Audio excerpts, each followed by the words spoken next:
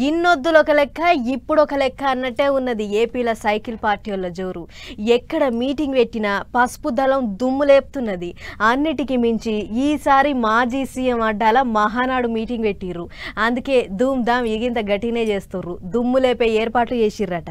మరి ఏమేం చేసిర్రు, ఎట్లెట్లా అవుతుంది, మనం కూడా ఒక్కసారి అట్లా పోయి చూసేద్దాం పార్రి. సైకిల్ పార్టీ వల్ల పసుపు పండుగ గదే మహానాడు పండుగ ఈసారి ఎప్పటికంటే ఇంత ఎక్కువనే ఘనంగా చేస్తున్నారు. మీదికెంచి ఇప్పుడు అధికార పార్టీ నాయే, అందుకే అక్కడ ఇక్కడ అనకుండా తీసుకుపోయి మాజీ సీఎం అడ్డాల పెట్టిండ్రు మహానాడు. ముచ్చటగా 3 దినాలు పసుపు పండుగను దేశమంతా చెప్పుకునేటట్టు చేయాలి అన్నట్టు ఏర్పాట్లు చేసిండ్రు.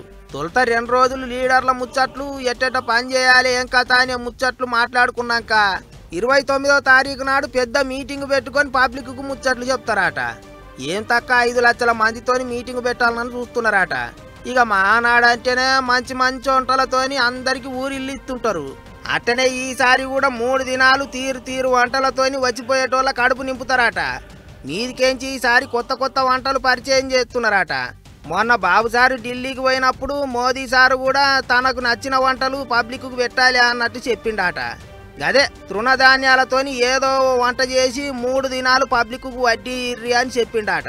ఎప్పటికీ మహానాడు అంటే అన్నం పప్పు దప్పలం అన్నట్టు ఆకుకూరలు కాయగూరల భోజనం పెట్టేటోళ్ళు. కానీ ఈసారి మాత్రం సీమ పబ్లిక్ కు పసందైన తుణకల కూరలు కూడా తీరొక్క తీరులో వండి పెడుతున్నారట.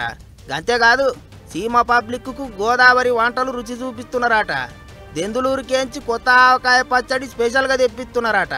మామిడికాయ బద్ద నోట్లో పెట్టుకుంటే 4కి పట్టిన శీలం వదిలాలేపోయినరి. ఇగిదిట్లుంటే ఎక్కడికి పోయినా సరే ఆ మంత్రిని అనే ముచ్చట కూడా మర్చిపోయి పార పలుగు బట్టి పంతనం చూపించే మంత్రి నిమ్మల సారు మహానాడు కాడ కూడా పారబట్టి పనిచేసిండు.